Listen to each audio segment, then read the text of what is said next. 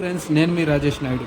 ఈరోజైతే మనం శివాలయానికి అయితే వచ్చాము. నేను ఎవ్రీ మండే శివాలయానికి వెళ్తాను. బట్ ఈరోజు చూపిస్తున్నాను చూడండి అందరికీ. జస్ట్ మనం రాగానే ఫస్ట్ నవగ్రహాల చుట్టూ తిరగాలండి. నవగ్రహాల చుట్టూ తిరిగితే మనం చేసిన పాపాలు దోషాలన్నీ పోతాయని నమ్మకం. అందుకని చెప్పి నవగ్రహాల చుట్టూ తిరగాలి. అండ్ ఇక్కడ నుండి ప్రతి నవగ్రహానికి ఒక మంత్రం ఉంటుంది. రవి, చంద్ర, కుజ, బుధుడు, కేతు అలాగా.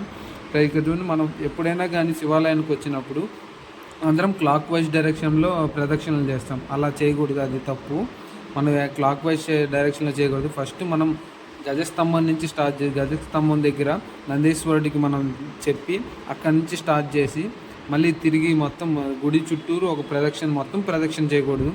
మనం శివుడికి అభిషేకం చేస్తాం కదా, శివుడికి అభిషేకం చేసే దగ్గర దాకా ఆగాలి. ఇదైతే పొట్టండి, ఇక్కడ నాగేంద్రుంది. మొత్తం నేను ఒకేసారి తిరిగేస్తాను. నేను మొత్తం చూసుకొని నేరుగా పోతూ ఉంటే ఇప్పుడు మనం అభిషేకం చేస్తాం కదా, ఆ వాటర్ పడే దగ్గర ఆగిపోవాలి.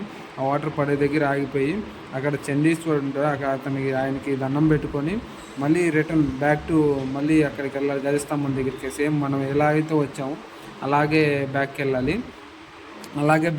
చూడండి, మనం వేరే లేడీస్గా ఇదే వే ఫాలో అవుతున్నారు. చాలామందికి తెలియదు, అందరు నార్మల్గా క్లాక్ వైజ్ డైరెక్షన్లో తిరిగేస్తుంటారు. అండ్ ఇది నేరుగా గజస్తంభం దగ్గరికి వెళ్ళి అక్కడికి వెళ్ళి మళ్ళీ దండం పెట్టుకొని మళ్ళీ సేమ్ ఇటు సైడ్ వెళ్ళాలి. ఇటు సైడ్ మనం ఇటు సైడ్ నుంచి వెళ్ళాం కదా, మళ్ళీ ఇటు సైడ్ నుంచి వెళ్ళాలి. ఇది చూడండి, ఇక్కడైతే చూడండి జ్యోతిర్లింగాల మంత్రాలు, జ్యోతిర్లింగాలు ఎక్కడెక్కడ ఉన్నాయి అని మొత్తం డీటెయిల్స్ అనేది రాస్తుంది శిలాపలకం మీద.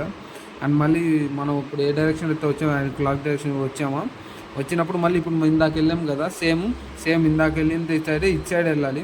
అభిషేకం జరిగే దగ్గరికి వెళ్ళి మళ్ళీ చండేశ్వరుడికి కనపడి ఒకసారి మళ్ళీ బ్యాక్ టు గజస్తంభం దగ్గరికి వెళ్ళాలి. గజస్తంభం దగ్గరికి వెళ్ళి దాని తర్వాత దర్శనానికి వెళ్ళాలండి.